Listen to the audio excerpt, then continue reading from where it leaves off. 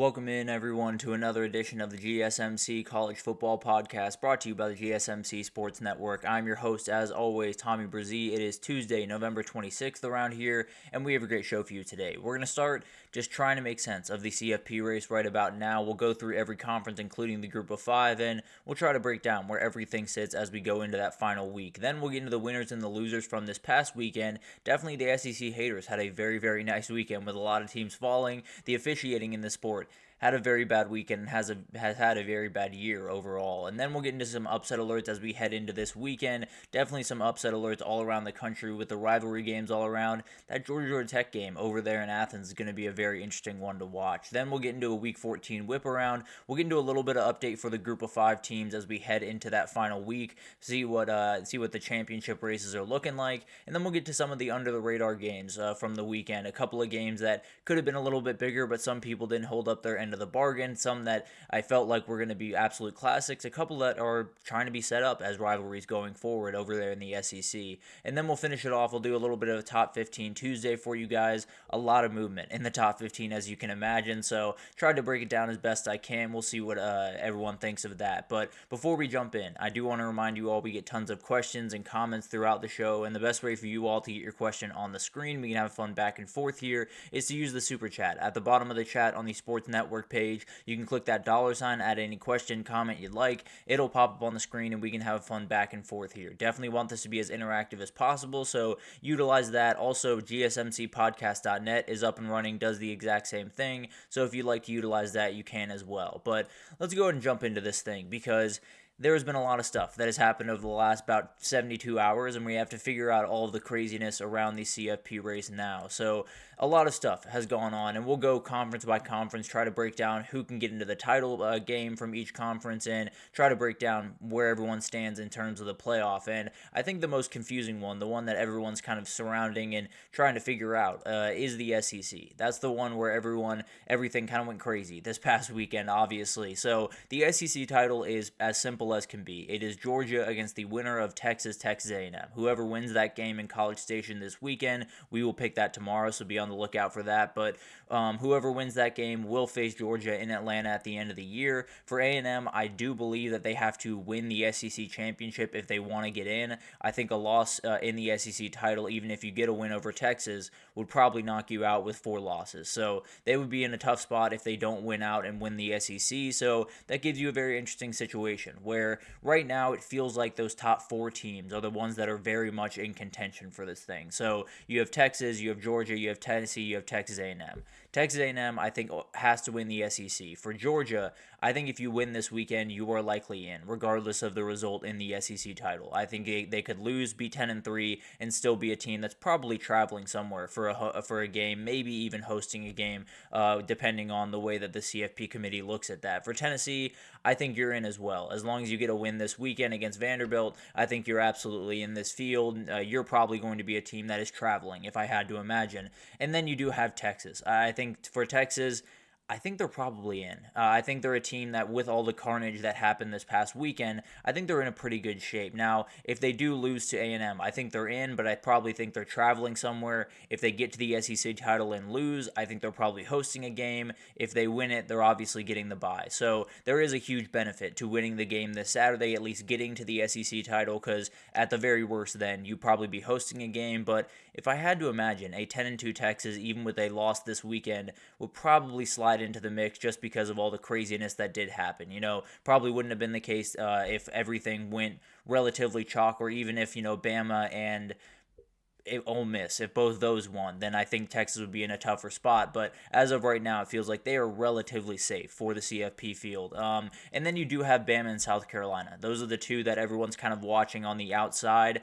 I think Bama's going to need another upset, maybe like Notre Dame falling, or one of the ACC teams not playing that well, all that different stuff. And then for South Carolina, you do have to win out, you do have to beat Clemson, and then probably need to get a little bit of help from someone else. So outside of that, I think they are out. I don't think they're going to get in just by sheer, moving around of teams, but we'll see what happens in the rankings tonight. Maybe Alabama or South Carolina is a little higher than I'm expecting, but as I look at it right now, I do believe that it's going to be those teams on the outside looking in, win. If Notre Dame were to fall, if Tennessee were to fall, if one of these teams were to go down, then the door would open up, and we'll talk about that a little bit later, which team I would probably open the door up for first. But definitely a very interesting situation over in the SEC, and they have officially taken down the odds for Georgia and Texas to make the CFP, so they feel pretty confident that those two are going to win this weekend, or even if Texas doesn't win this weekend, that those two will be in the field at some point. Tennessee, they feel pretty confident with as well, which kind of backs up my statement of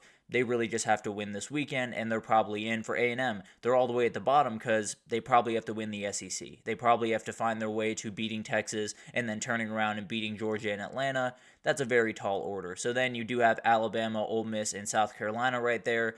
They're probably in that chaos scenario. Alabama, a little bit less chaos than the other two if I had to imagine, but definitely a situation where you pretty much have Georgia and Texas in the field as long as Georgia doesn't slip up this weekend. You probably have those two, and then Tennessee you feel pretty confident in as long as they can take care of business this weekend.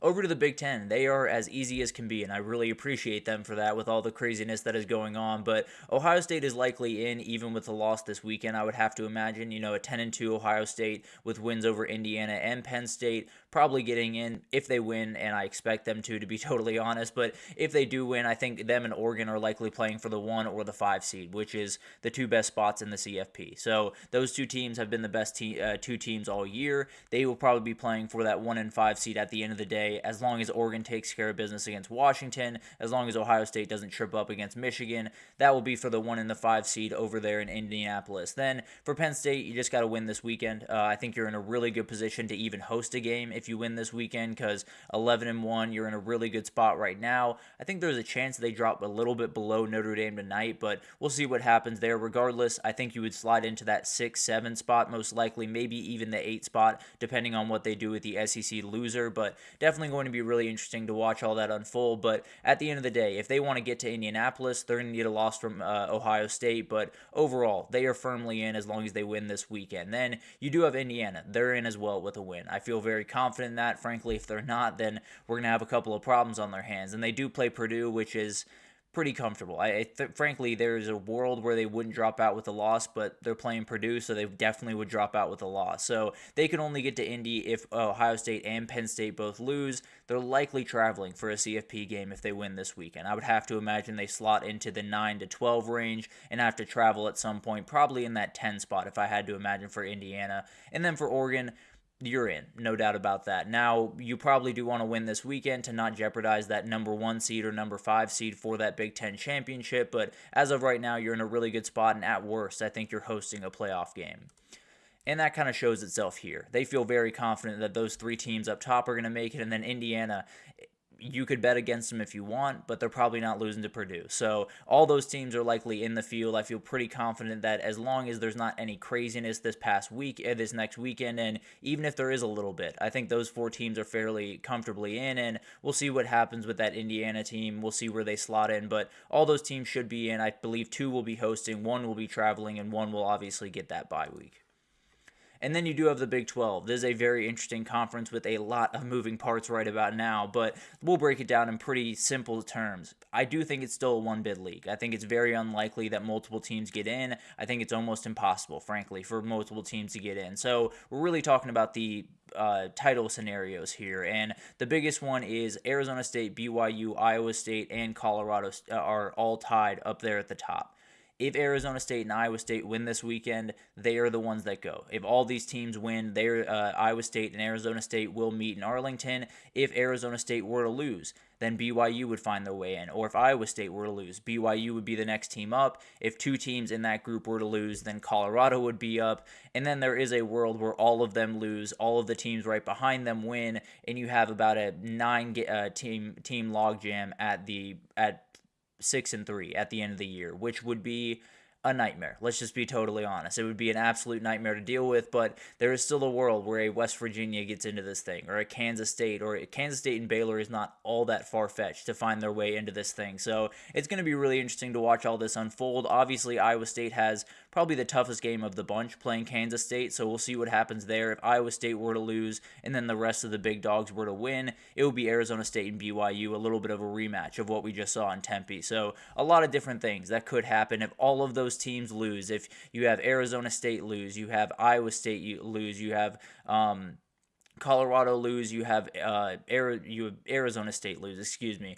You could have a Baylor Kansas State. I believe that would be the next thing up. So a lot of different things that could happen. And then in the 8-way tie scenario where you could really get to in this, it could be the Texas Tech West Virginia game that decides whether it's Texas Tech going or whether it's Kansas State going to play Baylor. So a lot of stuff can happen. Let's just be totally honest. I don't expect us to need all of the crazy scenarios. I do believe at least 2 of those top 4 teams are going to find a way to win this weekend.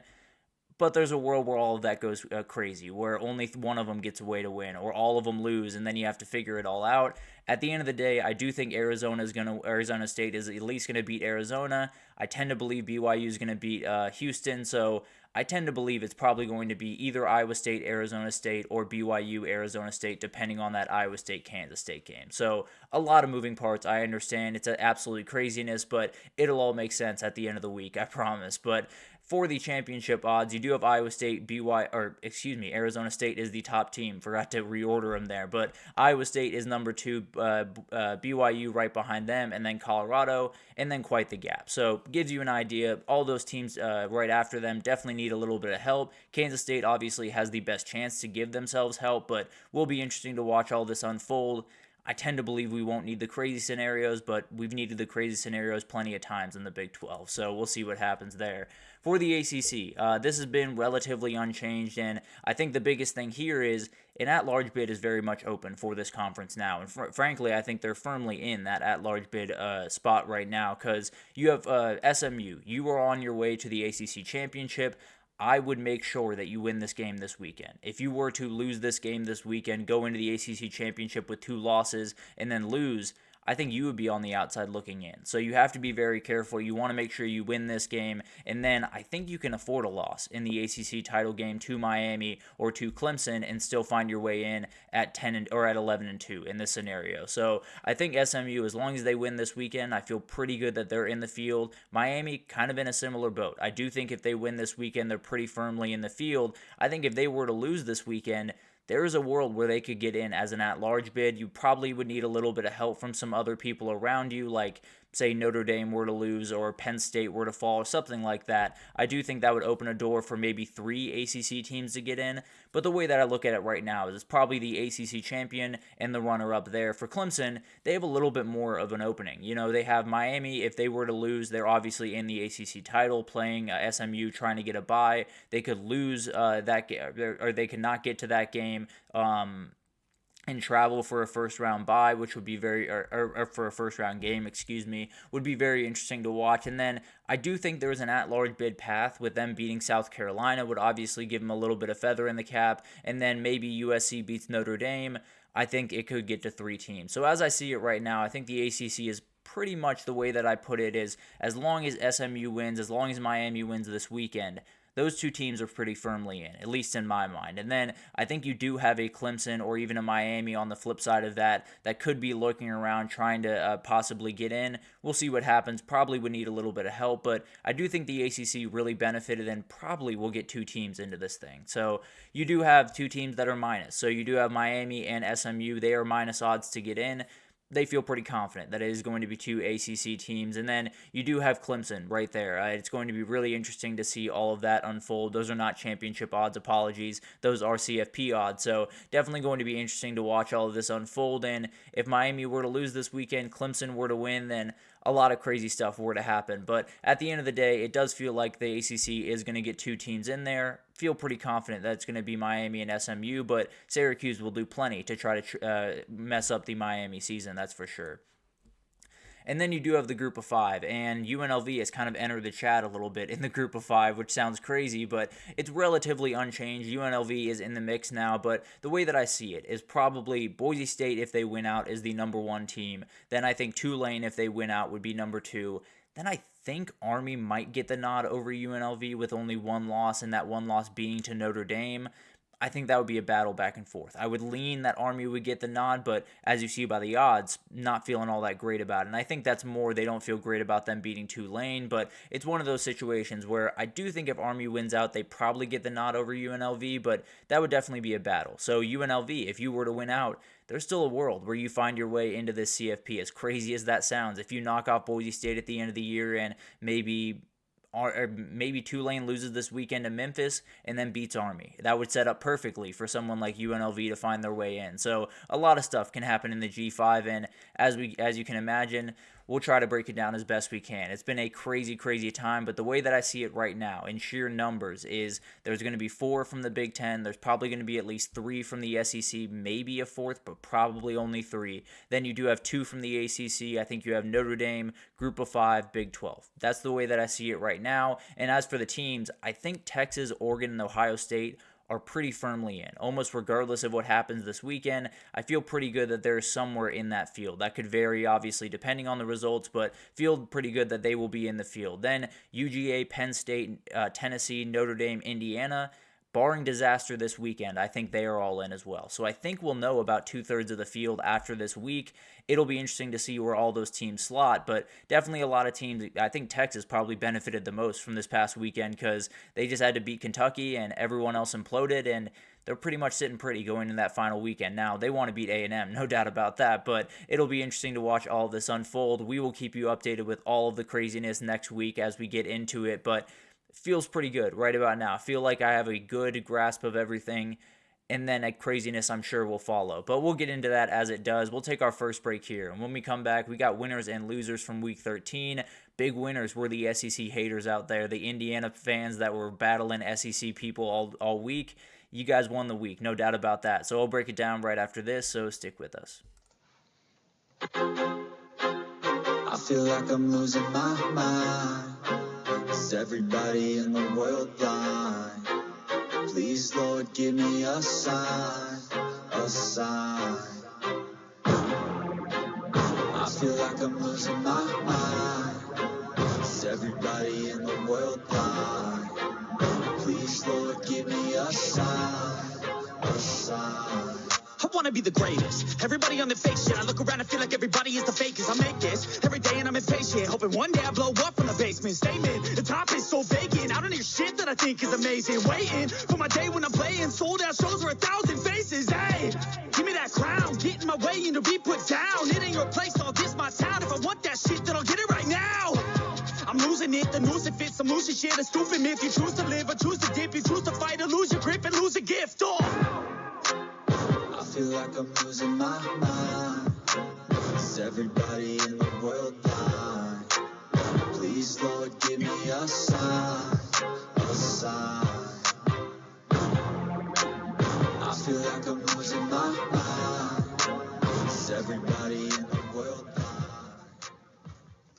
Alrighty, welcome back everyone. We just talked about just the craziness that is the CFP race right about now. Feel pretty good about where I stand right now, and then Tennessee's going to lose on Saturday, and Georgia's going to lose, and a million people are going to lose, and I'm going to have to figure it out all over again. But at the end of the day, I feel pretty confident that I know the numbers right about now. I think we're getting 4 from the Big Ten. I think we're getting 3 from the SEC, 2 from the ACC, Notre Dame, G5, and Big 12.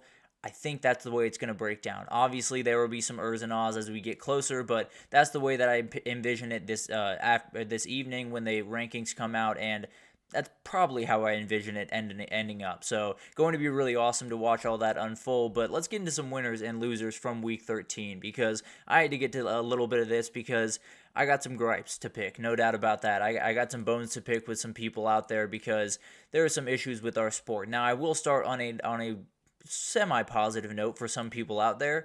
The SEC haters had quite the weekend. They had a very, very nice weekend. There were a lot of Big Ten people, a lot of Indiana people in particular, that were fighting tooth and nail with 2-loss SEC teams, arguing that they were better than them, arguing that they deserved to be in over them. A lot of that went quiet around 10 p.m. on Saturday when A&M was going down, when Alabama was going down. It felt like a lot of those people that were very, very loud were not so loud anymore, and Danny Cannell was very loud, and more respect to him. I mean, he earned that little victory lap that he got on Saturday, but at the end of the day, we're at the point where I think the only way the SEC saves the 4 teams getting in, which is very, very far-fetched, is if A&M were to go on to win the SEC title against a 10-2 UGA. That's the only way that I think you could possibly get 4 teams in, and even then, I think they would probably nudge one of those teams out the door. Whether it was Tennessee or Georgia or someone, it'll be interesting to watch that unfold. Barring disaster, it's probably going to be 3 teams. It's probably going to be Georgia, Tennessee, and Texas. If one of those teams loses, maybe it's only 2. Who knows? At this point, I'm sick of trying to figure out the SEC, but it's going to be really interesting to watch all of this unfold. It was a very long week heading into that Indiana game. No doubt about that. There were a lot of SEC teams going after them, and now they're pretty firmly in the field, and all those teams are just yelling about refs. So it feels pretty good if you're an SEC hater this past weekend. I wasn't quite as much, but more than happy to join the party at the end of the day. The loser is the officiating in this sport. What is happening? And I shouldn't say that necessarily because I fully understand what is happening, but at the end of the day, how does this happen is probably a better way to put it, because this is a multi-billion-dollar sport. This is a sport that has no business having refs that are part-time employees. Why? In what world does that make sense to just about anyone in the country? The other part of it is we are a national sport. I understand we have conferences, and it's great that we have conferences. I am not an anti-conference guy by any means. The idea that we are informing these refs from different point of views from different conferences is as dangerous as anything in the sport, because we saw it this past weekend in a number of different places. That Alabama catch for Ryan Williams. Crazy call, ridiculous call. One of the calls that cannot happen in a game like that where Alabama needs literally any spark they can possibly get to find their way back to a miraculous win.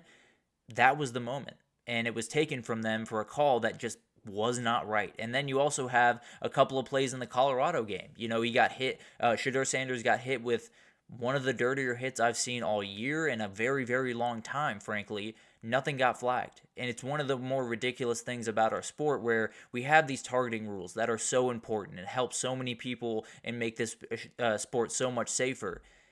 But then things like that go unpunished, go untouched in these conversations. And more than anything else, the refs go untouched. The people that make these calls, the guy that was standing on the sideline and threw the flag on Ryan Williams, he didn't have to talk to anyone after. He didn't have to sit in front of a camera and see what he saw and explain what he saw. And maybe if he did that, we would understand what he was talking about. Maybe we're misunderstanding the rule, but from where I'm standing, from where I'm looking, he is not covered. That is not an illegal play, and the ref essentially took away the momentum from Alabama, gave all of that crowd more momentum, and the game was essentially over in that moment. We have to find a way to get past this. Obviously, it's not something that we're going to fix throughout the rest of this year. It's something that's going to have to happen in the offseason. But the idea that these guys are, first of all, part-time employees, the idea that they're employed by the conference and not the NCAA or not some grandiose structure that's more national, all of that is absolutely insane. You are a multi-billion-dollar sport, and you are having multiple games in multiple weeks, pretty much every single week. You are having games decided by refs. It can't happen. Right now, South Carolina, if South Carolina had gotten that one call against LSU that I think all of us agree was a terrible call, they'd be in the SEC championship right now. They would be the team instead of Georgia that would be waiting for the Texas A&M winner. As crazy as that sounds, they would be right there in Atlanta, and they would be firmly in the CFP field, but because the refs made the wrong call, they're not. We have to find a way to go forward better than this. We have to make these guys full-time employees. We have to have some type of centralized structure. It has to happen. And if it doesn't, you're going to have more instances of this happening, and you're going to have some where it's going to happen in a semifinal of a playoff game, and some team is going to get essentially cheated out of a chance to play for a national title because of a call that was just wrong. So I know that was a little bit of a rant, didn't mean to get too aggressive there, but we got to fix this thing. I'm not blaming the refs, I'm blaming the structure around them. Make these guys full-time employees, make this a central structure, and make this better in every single way. But get back to a winner here. It was Indiana somehow. I don't know how this happened, but Indiana put on their worst performance of the year, and to my mind, pretty much proved that they did not belong in the CFP field. And then Ole Miss proved that, and then Bama proved that, and then A&M proved that. So Indiana found themselves right back into the mix. I mean, you could make the argument that they were in better shape going in, or they were in better shape coming out of the day than they were going into the day. As crazy as that sounds, it really did feel that way. It felt like Indiana was kind of on the precipice going into that game.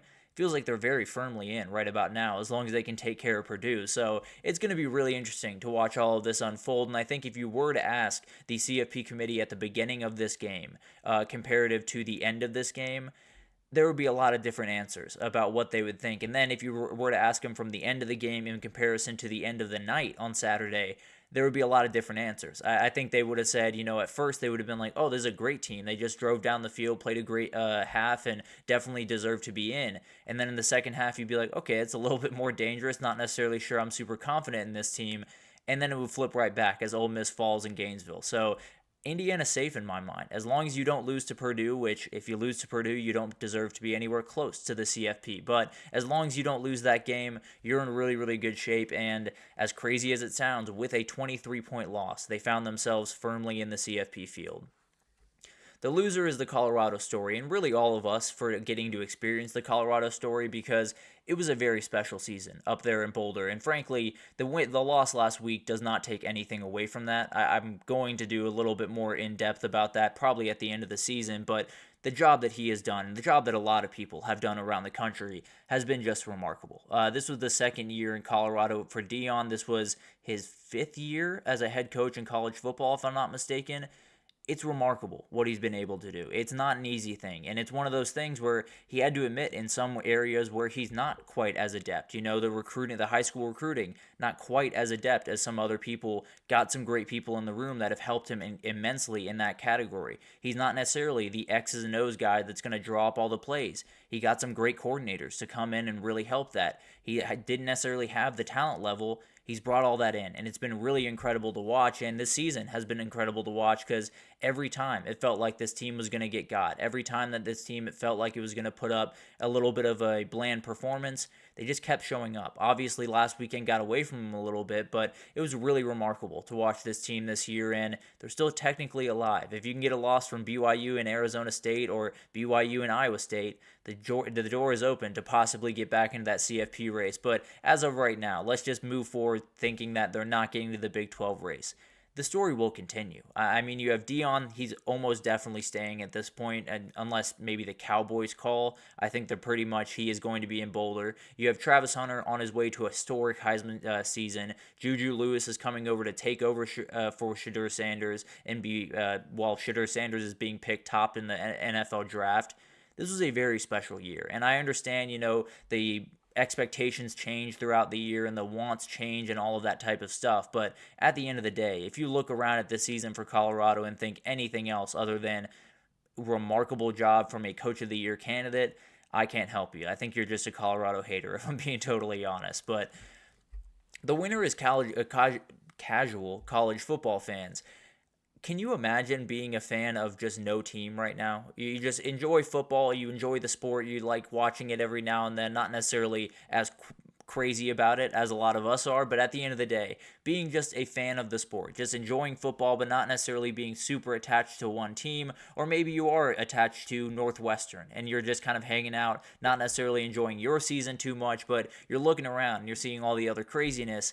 It's got to be incredible. It's got to be very confusing, to be totally fair, but it's got to be really incredible to see these moments like Oklahoma top Alabama in Field Storm, or the Arizona State BYU ending. Had to be great even for casual fans. So I think you look around the college football landscape, and the 12 team, there were a lot of things that I don't love about it, and there's still some things that I don't love about it by any means, but I think when you look around, it's very clear why this was a big draw. It was very clear why this thing was approved, and very clear why this was something that a lot of the media teams wanted, because it's gotten casual fans involved. There are a lot of people that did not watch college football before that are now looking over saying, there's a lot of really fun stuff happening in college football, and some of that is the 12-team playoff, some of that is totally different stuff, but at the end of the day, this year has to have been very, very fun if you're not totally in the mix, where it can be a little bit excruciating at times for the very diehard fans, but casual fans are having quite the time.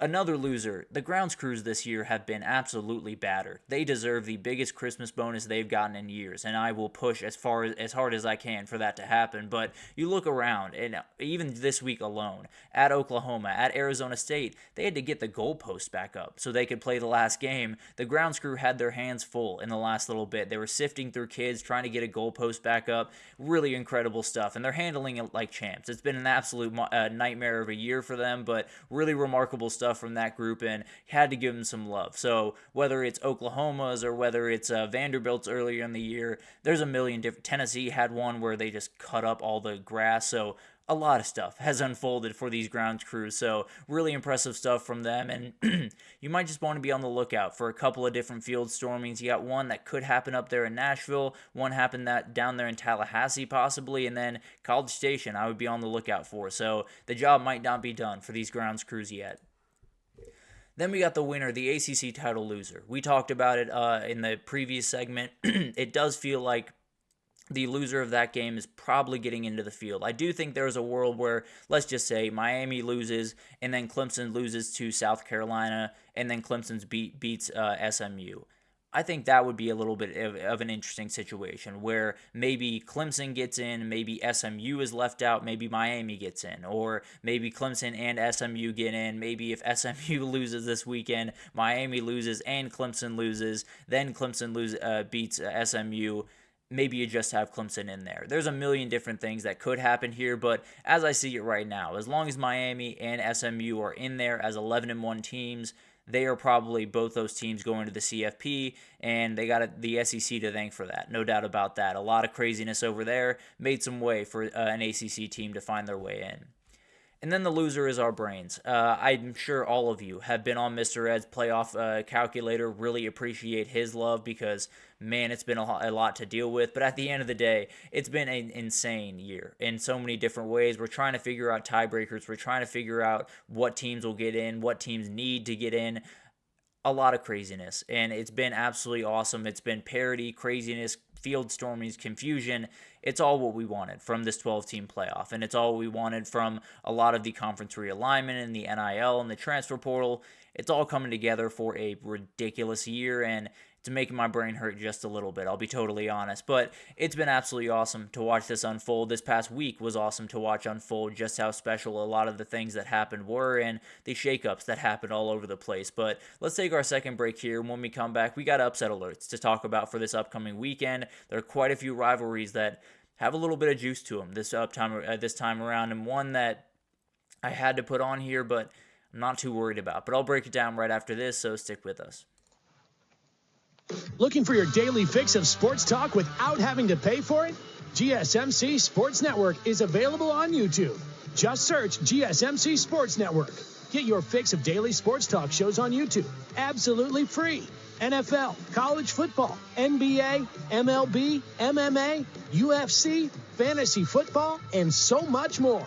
GSMC Sports Network has shows running all day long, with new sports shows starting every 2 hours. Just like on your favorite cable sports channel, except GSMC Sports Network is absolutely free. Just search GSMC Sports Network on YouTube to catch one of your new favorite shows, like the GSMC College Football Podcast, Chip Shot Football Podcast, Hoops and Heels Women's Sports Podcast, GSMC Basketball Podcast, and so many more. Check it out for yourself. GSMC Sports Network, now available on YouTube absolutely free. Search GSMC Sports Network on YouTube right now. Alrighty, welcome back everyone. We just talked about some of the winners and the losers from this past weekend.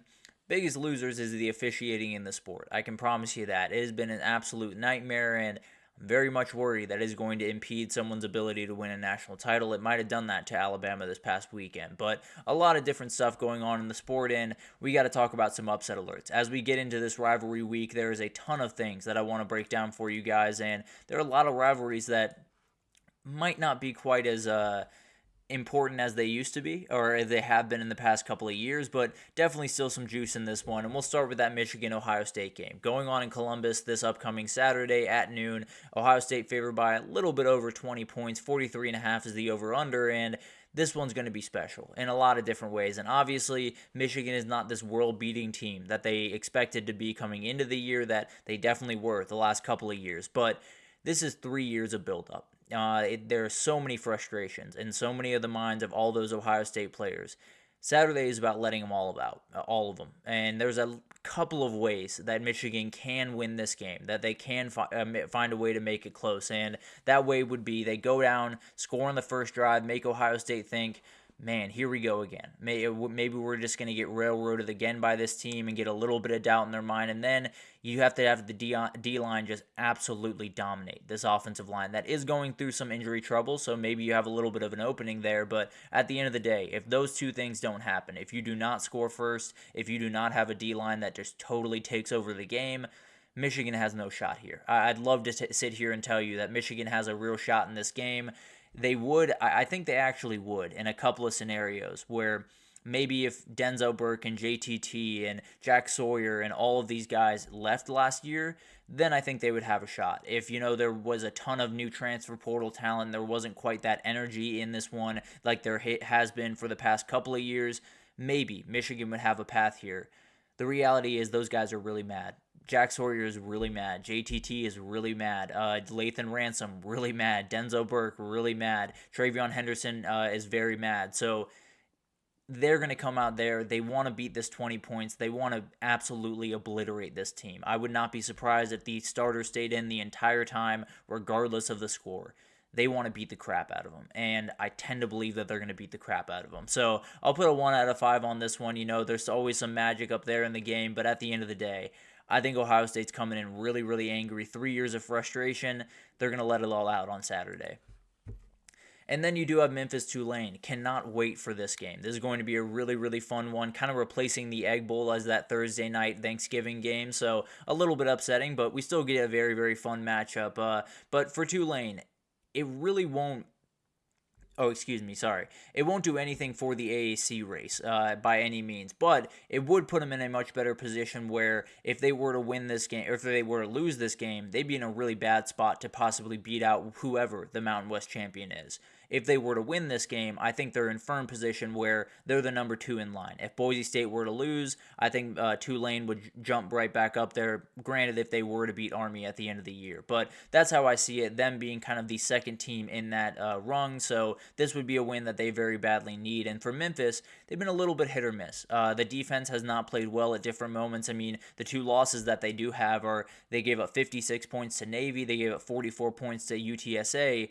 Navy is a little bit more explosive, I'll give them that. UTSA should not be giving up 44 points to, just plain and simple. So a lot of things that have to happen for Memphis here, and I think it's one of those things where Memphis has the guys. If you just go guy for guy on this team, Memphis has guys that can absolutely step up. Seth Hannigan has really done a good job throughout his 4 years there. You have a number of other guys on the outside that can make some plays, but at the end of the day, when I look at this one, Tulane's just got too much. They got too much on the line. They have too many playmakers on the outside. They have a quarterback in Darian Mensah that's getting more and more comfortable. They have a Memphis team that can really get gashed on the ground, and Mekhi Hughes can gash you. So at the end of the day, the way I look at this one is I do think it's going to be a fun one. I think it could get a little bit back and forth with maybe a crazy finish. Who knows? But I do think Tulane gets this win. Probably a 2 out of 5 on the upset meter. I'm not super worried about this one for Tulane, especially with the extra motivation given how Boise State has looked recently.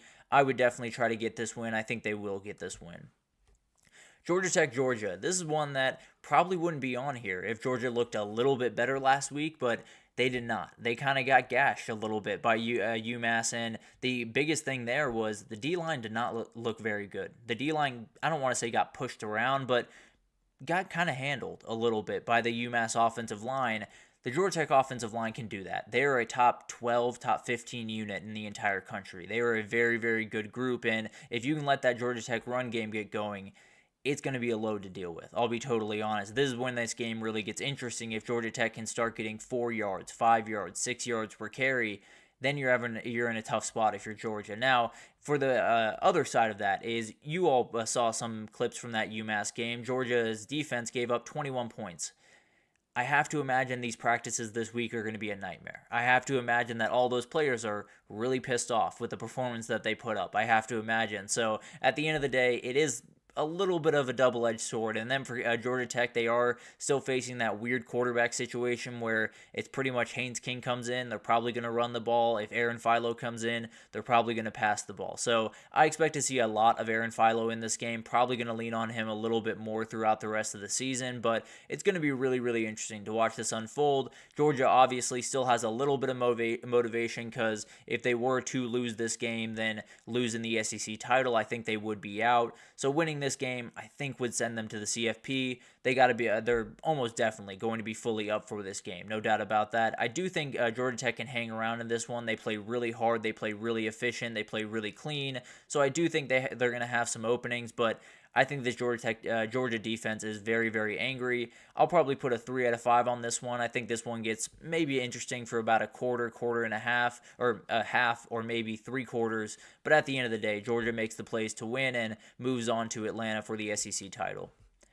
And then you do have Tennessee and Vanderbilt. This is going to be a fascinating game, and I'm putting a 4 out of 5 on this one. I do think this one's a little bit more interesting than maybe some people are expecting, but Tennessee was able to sidestep a nightmare weekend because they got to play UTEP. They got to hang out and get a pretty comfortable win over a relatively solid UTEP team, but let's be honest, it was UTEP. They got a pretty comfortable win by no worries, but the nightmare could be on the horizon. There is still a world out there where Tennessee's season implodes, just like Alabama's did, just like Ole Miss's did. So now you're seeing Vanderbilt, and it's probably the last team you want to see at the end of the year, because I don't know if anyone else feels this way. It feels like Vanderbilt still has some magic in them. It feels like they have one more punch left to throw, and this would be the time to throw it. There's no doubt about that. It would be incredible if they were able to win this game and able to totally tank the Tennessee title hopes. It would be wild. A wild finish to a wild year in the SEC. So wouldn't put it past them by any means, but just feels like this Vanderbilt team has a little bit of an opening. And when you're playing a team like Tennessee that has been very inconsistent throwing the ball downfield, maybe there's some more possessions for Vandy to have in this game. So going to be really interesting to watch. I still do think Vandy has a little bit of magic. I'll put a 4 out of 5 on this one. We'll probably touch on it a little bit more tomorrow, so be on the lookout for that. But at the end of the day, I do think it's probably going to be Tennessee's game to lose. But Vandy's pretty good at taking those games at the end of the day. So going to be fun to watch that one. Notre Dame goes on the road to USC this upcoming weekend, and it's going to be a battle. There's no doubt about that. It's going to be a really, really fun one. I realize I forgot to update the line. Apologies for that. Notre Dame is favored by 7.5 in this game. The over-under is 51.5 to give you a better idea of what this looks like. And Notre Dame has probably the biggest hurdle they've had, really, since the NIU game. They did have Louisville earlier in the season, and that's kind of the big question that I do have here. Louisville is the only team really on Notre Dame's schedule that can match up physically, at least closely match up physically, on the defensive and offensive lines. USC's probably a tick below what Louisville is in that category, but still can match up much better than an Army, or much better than a Navy, or much better than a Wake Forest, or someone like that. So I do think it's one of those situations where maybe USC just has a little bit more physicality to stifle this Notre Dame offense just a little bit more, and then you're in a position where Jade Mayav has got to make some plays. He's a very special quarterback. He's a guy that can create off balance. He's a guy that can create off schedule, and he's going to have to do that. He's going to be pushed off his spot quite a bit because that offensive line very much struggles. The defensive line for Notre Dame is one of the best in the country. So it's going to be interesting. We'll break it down in much more detail tomorrow. So we'll break down that one actually, and the next one we're about to talk about, we'll break them down tomorrow. But I think there's rivalry, there's physical even footing, and some playmakers on USC. I'll put a 4 out of 5 on this one, and we'll break it down and give you my official pick tomorrow. And then Miami. Miami-Syracuse is a very interesting one. Miami finds themselves back where they've been a number of times this year, and I think it makes sense that they've been here because the way they go about games just makes me so nervous. But now they head up to Western New York for a big-time game that could punch their ticket to the CFP one way or the other. I do believe if they win this game, they are absolutely in, even if they lose the ACC championship. So in a really good spot. And then Syracuse, been very up and down. They've played some really good games and, beat UNLV earlier in the year, almost lost to UConn last week. So it's been a little bit all over the place for the Syracuse Orange, and I do think it's been a really impressive year from Fran Brown in his very first year, but this would be the icing on the cake, no doubt about that. This would be the cherry on top that would make all this incredibly good, and I think the biggest thing here is Syracuse can really push the ball downfield. They can make some plays in the pass game, and this Miami back end has been shown to be a little bit porous at times. They played a lot better last week, no doubt about that, but it's going to be a lot bigger of a challenge. So we'll see what this back end can do. If they can step up to the challenge, then maybe you get a little bit more confident in this Miami team making a little bit of a run in the CFP, but it'll be interesting to watch this one. Obviously, another full breakdown. We'll do that one as well as the Notre Dame one tomorrow, so definitely be on the lookout for that, but I think this one's very interesting. I think Miami could definitely get pushed in this one. They haven't been quite as good on the road. It'll be interesting to watch this one unfold, and definitely one that I'm watching very, very closely. But a lot of upset alerts. Frankly, I didn't even get to Auburn, Alabama. I didn't even get to a lot of other games that absolutely could be included in this segment because it's rivalry weekend. You never really know where they're coming from. It's going to be incredible to watch all of it unfold, and we will obviously update you with all of it on Monday. But let's take our third break here, and when we come back, we got a little bit of a whip around for you. I want to get to all the Group of 5 conferences, make sure you guys know where all of them stand heading into that final week of the season, and then I want to get into just some of the under-the-radar games of the week. You have Louisville, Kentucky, a very fun matchup over there in the state of Kentucky, kind of the battle for the state of Kentucky. You do have Florida State this upcoming weekend that has some very interesting dynamics. Oklahoma LSU just trying to force that rivalry as best they can over there in the SEC. So we'll update you on all of that right after this, so stick with us.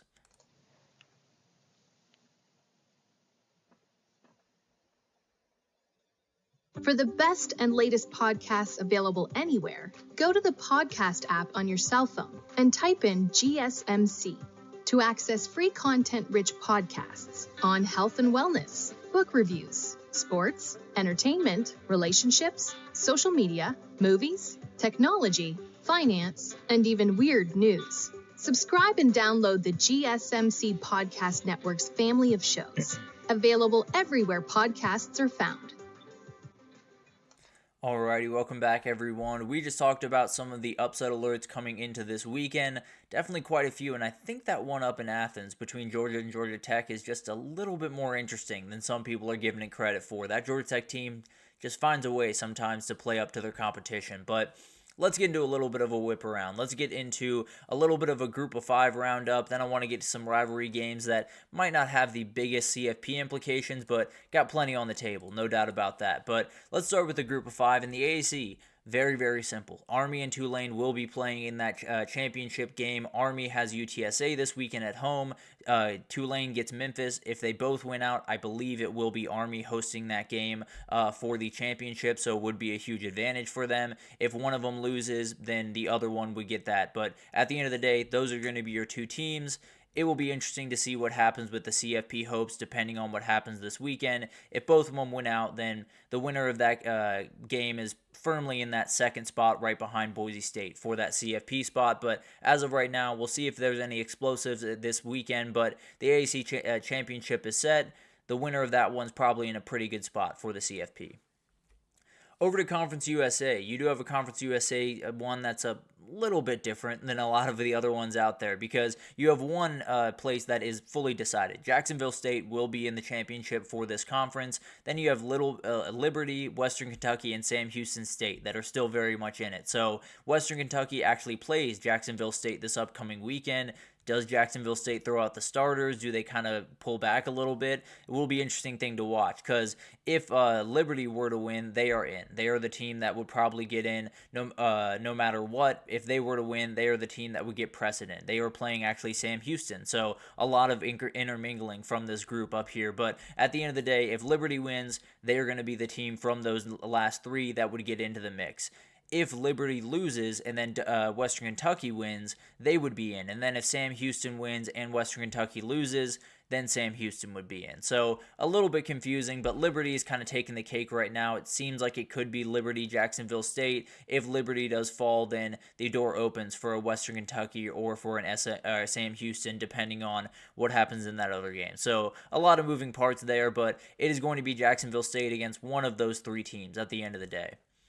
Over to the MAC. This is a very, very relatively clear at this point with some little questions here and there. So there's one game this weekend that you're going to want to watch. It is Miami of Ohio against Bowling Green. The winner of that game will be in the title game no matter what. The loser will be out no matter what. So that's a huge game, no doubt about it. And then you do have Ohio and Buffalo. Ohio plays Ball State. As long as they win, they're heading to the title to play the winner of that game. If they were to lose, then Buffalo, if they were to beat Kent State, could find their way in. So a little bit of moving parts there. You do know that one of the teams in that championship will come from that Miami of Ohio Bowling Green game. Then you'll just have to wait for that Ohio game. I tend to believe they're going to beat Ball State, so I would bet it's going to be Ohio against the winner of Miami of Ohio and why am I blanking here? And Bowling Green. I don't know why I was blanking there, but Miami of Ohio Bowling Green, that winner against Ohio is my guess for this championship. And then the Mountain West. This one's a layup, no doubt about that. We have Boise State. They are essentially in the title game. UNLV and Colorado State are right there. If UNLV wins, if Colorado State wins, it will be UNLV. If UNLV were to lose and Colorado State were to win, it would be It would be Colorado State going to play Boise State.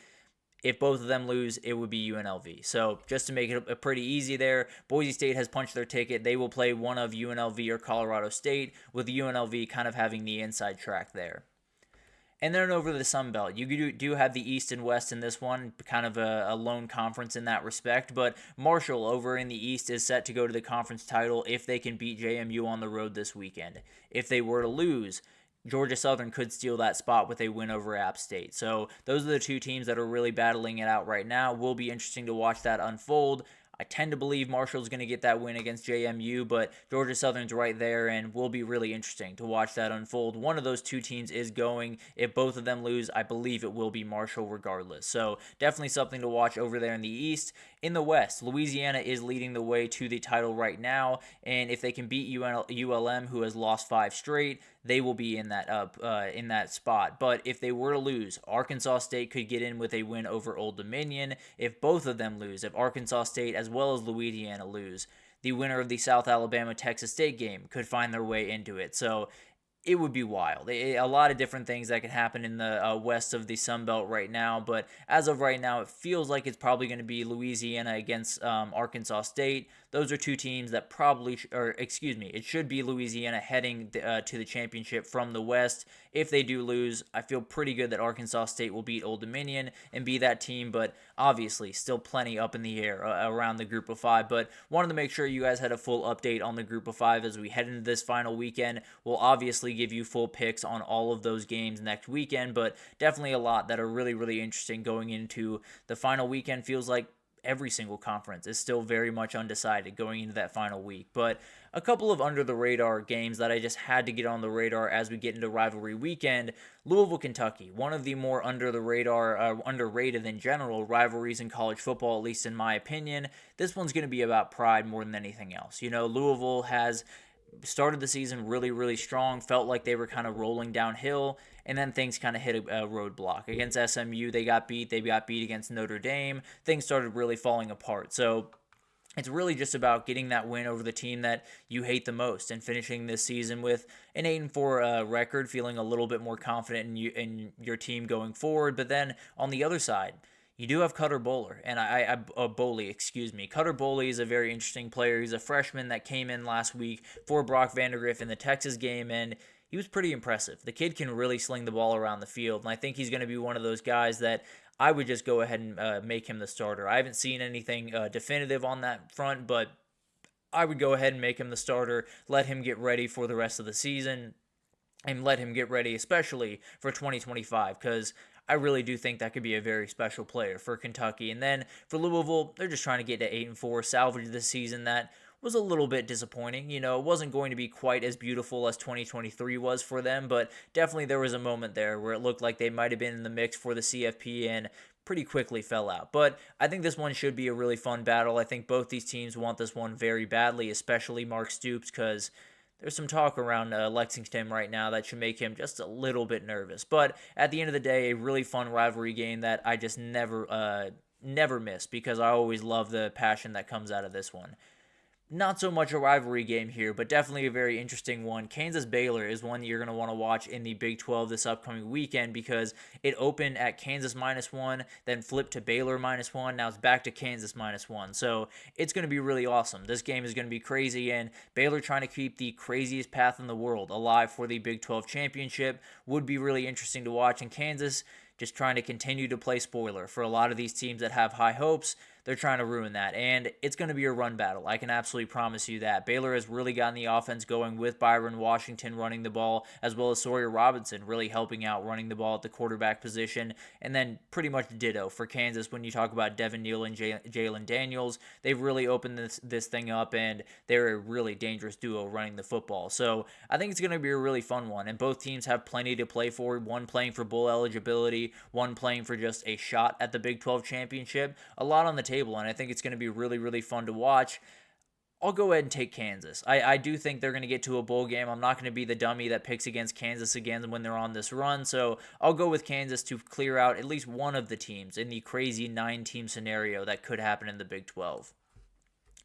Florida State, a game that you hate to see not be as important as it should be. You know, this is one of those games that when you see those two teams with those two jerseys on that field, feels like it should be for more. But at the end of the day, two teams that are in very, very different spots going into this game, where you have DJ Lagway, you have all the energy around Florida football, feeling great about this team going into 2025. And then you have Florida State, who had the weirdest year of all time, had one of the worst turnarounds I've ever seen, and now we're just grasping at straws. They're just trying to find a win somewhere. They're trying to find something to make this thing look a little bit better. Getting this win over Florida would do exactly that. But Florida's not losing this game. I'll just be plainly honest with you guys. Florida State is a team that has been really good at losing games. They've been really good at not necessarily playing quite as hard as they possibly could. I don't think it's going to stop now. I think the Gators go in and absolutely roll in this game. I think DJ Lagway puts on a show, and I think Florida ends the year 7-5 after a million different calls for Billy Napier's job throughout this year. Oklahoma LSU, one of the kind of manufactured rivalries that is trying to be set up by the SEC, and I really like it. I do think these two teams can kind of get after each other just a little bit, kind of a pseudo Texas-Arkansas. Obviously, the Texas-Arkansas has a lot more history than this one, but I do think this one could be a very fun one to watch in coming years, and Oklahoma's coming off their game of the year, no doubt about that. Jackson Arnold was able to just grind down the Alabama defense and running the ball, Xavier Robertson as well in that, and then the defense was absolutely flying around. This will be no different. I think this team got the juice that they absolutely needed, and I think they'll be flying around on Saturday. Now, the question is for LSU, they had a very solid performance against Vanderbilt, no doubt about that. They're going to need to be a lot better on Saturday. This is a very good defense, very disciplined, very hard to get a beat on. You're going to have to be very, very good, especially up front in pass pro, because when you talk about this Oklahoma team, the best way to beat them is hit them with deep balls, and LSU can absolutely do that. I'll take the Tigers in this one. It's going to be a very, very fun game, and definitely one that I think could kind of spark a little bit of a rivalry down there in Baton Rouge and Norman. But at the end of the day, I am going to go with LSU to finish the season, at least on a relatively strong note. They won't be happy down there in Baton Rouge, but at the very least, they will have 2 straight wins to hang their hat on, and they'll move into the offseason hoping that a lot of things can fall into place. And then finally, the game that is not all that important when you talk about the CFP race is very important when you talk about the history of these programs, because you remember it last year, Oregon was about 2 plays away from being in the CFP. I mean, they lost by 3 points to Washington early in the year. I believe they lost by 3 points in the Pac-12 championship. I got all the conferences totally mixed up, but in the Pac-12 championship, they fell again. They were left out of the CFP for that reason. So they're going to be coming for blood. I can absolutely promise you that. These teams are going to get after each other. It's going to be really fun, and weirdly enough, they have a player from that Washington team that made them so mad in Jabbar Muhammad on the Oregon team now, so it's going to be interesting, but at the end of the day, Jordan Birch felt that, Tez Johnson felt that, a lot of players on that team felt what it was like to lose to that team 2 games in the same season. I don't think it's going to happen again. I think Oregon is 1 game away from a rematch in Indianapolis against Ohio State. I think they want to get there undefeated. I think they are going to get there undefeated. I'm going to pick Oregon in this one. I think they end as the only undefeated Power 4 team, which would be quite the accomplishment, because early in the season I did have a hot take that no one in the Power 4 would end undefeated.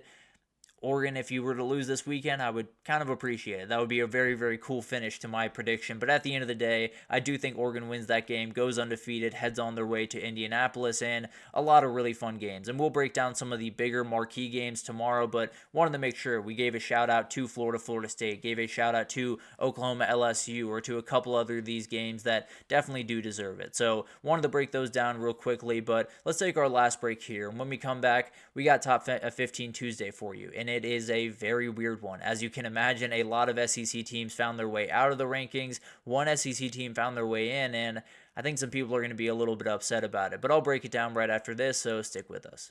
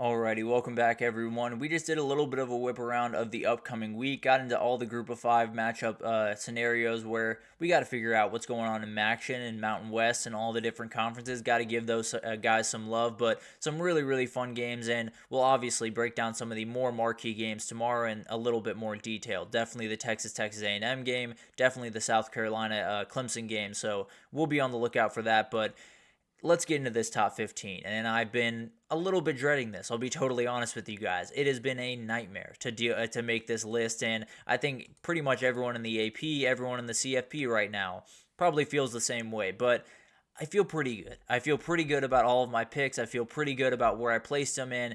I knocked out a lot of teams this week, and I knocked them out, frankly, because if you're going to have 3 losses this late in the season and you're not playing good football right now, I don't want you in my top 15. Plain and simple. I'm not going to play the game of, well, the strength of schedule is that much. No. Win football games. That is the most important thing in 2024. I am not going to take anything away from a team that just goes out there and wins football games. So let's go into this, and we'll start with Tulane. I'm going to keep doing this. Boise State, especially with Ashton Genty really hampered, is just not the same team. I don't think they're nearly, I don't want to say nearly. I do think Tulane would beat them on a neutral field. I worry that Boise State could possibly drop that game to UNLV in that championship rematch possibly, and then the opening would be there for Tulane. So in my mind, no one in the group of 5 is playing better football than Tulane. I'm just going to lean that direction. I understand that if Boise State does win out, they are almost definitely in, and I'd be more than fine to argue that they should be in. But at the end of the day, I am going to put the team that I think is just better here, and that is Tulane. If I had it my way, Tulane would be a lot higher in the rankings and would be at least in line to possibly jump Boise State, even if Boise State didn't lose out. But at the end of the day, I fully understand the resumes are not quite comparable if Boise State were to win out. South Carolina at 4. This is the team that I made the little bit of an exception for because they do have 3 losses on the schedule. I talked about it earlier in the show. They are one call that was a terrible call away from being in Atlanta. At the end of the day, they would be a 10-2 team heading to Atlanta for an SEC title if that one LSU call went the other direction. So not saying that they are a 10-2 team, not saying like we should treat them as a 10-2 team, but I do think they should be the top 3 loss team considered. I know they lost to Alabama. I fully understand that. I just don't really care. I think we're at a point in the season where head-to-head cannot be the end-all be-all. We can't just say, well, Alabama beat South Carolina and they have the same number of losses, so Alabama's in front of them, because South Carolina's been playing infinitely better football in the back half of the season than Alabama has played, and they lost that game in Alabama by a missed field goal. So I'm not going to dock them that much. I do think South Carolina should be in this mix before Alabama as far as I'm concerned, and I don't think they will be. I think they should be. So I really do like what South Carolina is doing, and given all the carnage, there is a path for this team to get in, as crazy as that sounds. Iowa State's Cyclones are in a very interesting spot. They clawed their way back into the conversation this past couple of weeks, and it was not pretty, but they were able to get the win over Utah, and they're one win away from the trip to Arlington. Problem is, you got a really tough team in Kansas State coming into your building, so it's going to be interesting to watch that unfold, and it could be one of those things where Iowa State's been one of those teams that just hasn't been all that clean all year. It feels like there's going to be a game where it all clicks. I still think this is a team that has the most dangerous wide receivers on the outside. I still think this is a team that has probably the quarterback that can get them all the way. I think this is a very, very good football team, and I think there's still that game that when it all really clicks together, maybe it's the Big 12 championship. Who knows? Clemson at 12. This is a team that really benefited from all the chaos from this past weekend in the SEC because they're in a position where maybe they even get in that large bid not getting into the ACC championship. But obviously, we talked about that. Would take a lot of different things to happen. But if they were to beat South Carolina and one of the SEC or Big Ten or Notre Dame were to fall out, they would definitely be in that mix, and they're playing really good football. Haven't necessarily played that elite opponent, and definitely a worry of mine as we get deeper into the season for Clemson, but at the end of the day, playing really good football, a huge one against South Carolina this weekend, and whoever comes out on top is just going to be hoping that someone in the field just falls just a little bit. Arizona State at 11. I've been so impressed with what Arizona State has done really the last 2 years, but especially this year. It's been incredibly fun to watch. They play really, really hard on defense. They have one of the best running backs in the entire country in Cam Scadaboo. The quarterback, Sam Levitt, is an absolute gamer. He can make every play that you need him to make. This is the top team in the Big 12. They should be able to beat Arizona, and then they're firmly in the spot to possibly take a really, really good position in the CFP, winning the Big 12. Maybe even jumping that group of 5 team as I have them right now. And then Miami at 10. This team remains to be the one that I feel like I have the best beat on in the country. I feel like I know what this Miami team is. If they're going to win an ACC championship, if they're going to win a national title, it's just Cam Ward going nuclear. I think this defense is coming a long way. I think they've fixed a lot of things. You're this deep into the season, and there were a lot of different things that happened even in that Wake Forest game that were not all that inspiring. It's not going to get all that better. If you're going to win, you're going to beat a team 50-45, and that's just going to be the way that it is. Now, if the defense can elevate, you can make a little bit of a run here, but at the end of the day, you're pretty good. If you can win this weekend, you're pretty firmly in the field for the CFP, so you're in good shape, no doubt about that. But at the end of the day, definitely some worries with that team that I think can get exposed once they play those elite teams in the country. SMU at 9. This is a team that just kind of went about their business this weekend. When they needed one win to get an ACC bid, they were able to get it, and absolutely huge for them. I think the game in Cal just came a little bit more important because I do think the ACC can get 2 teams in. If they were able to go win that game against Cal, I think they're almost guaranteed a spot. Now, it'll be interesting to see where they slot in because I do think they would travel for a game, but I think they'd be a tough matchup for a lot of these teams. A very explosive offense, a very tenacious, tough defense. It would be a very fun matchup for whoever gets to face them, but obviously they want to avoid that and get that bye week. Then you do have Indiana. They dropped, but not as far as they could have. Obviously, a lot of the chaos helped them out just a little bit. They probably would have been in the 11-12 category if everything went out totally normal. But with the craziness, they got saved just a little bit. And with a win over Purdue, they are absolutely in the CFP. I don't think there's any question. I don't think they'll be hosting a game pretty much no matter what. Maybe if they get to the Big Ten championship in the craziest of scenarios, they could host a game. But outside of that, I would expect them to be traveling for their first round game.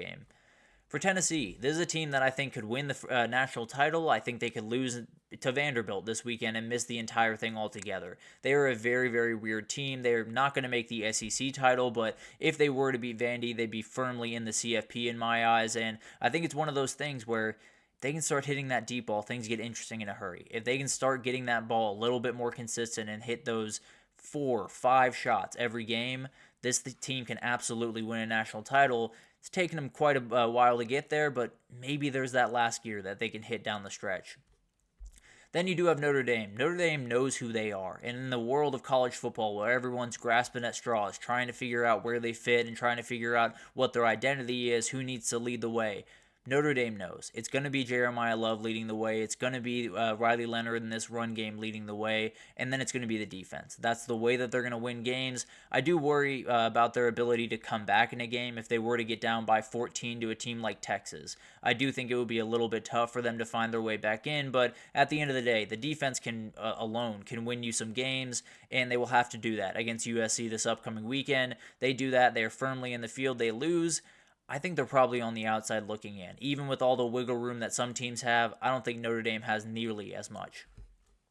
Georgia here at 5, a team that has been a little bit weird. They had a very bad defensive performance this past weekend, and to me, it just looked like a lackadaisical team. It looked like a team that was playing UMass and knew that they were. So it's one of those things that I'm not going to put too much into, but definitely something to watch. And now you got to get ready for a Georgia Tech game that if you win it, I think you're firmly in the CFP field, and you're obviously going to Atlanta. You're already going to Atlanta. So if you win that game, I think you're firmly in regardless win or loss. If you were to lose to Georgia Tech, I think you would be out with a loss. So a huge game this weekend just to make sure that they are insured into the CFP, but definitely going to be interesting to watch this one unfold. And Georgia right now, I think they might be one of my favorites to win the national title.